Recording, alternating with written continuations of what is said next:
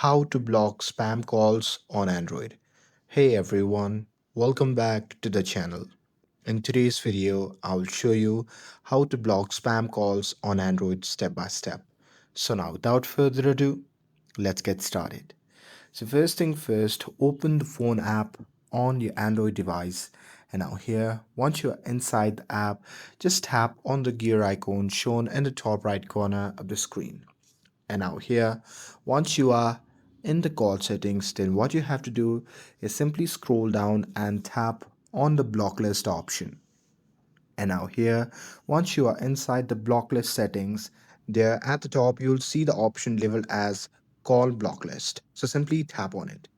And now here, inside this section, you have to change two settings. One is to block calls from stranger. So simply toggle on that option. And here, once you have done that, you can simply do block calls from hidden numbers too. And now here, once you do that, then what it will do is that it will filter spam calls and block the spam calls for you. And that's it. That's how you can block spam calls on Android. With this, if you found this video helpful, then don't forget to like, share, and subscribe to get updated for more videos. Thanks for watching, and I'll see you in the next video.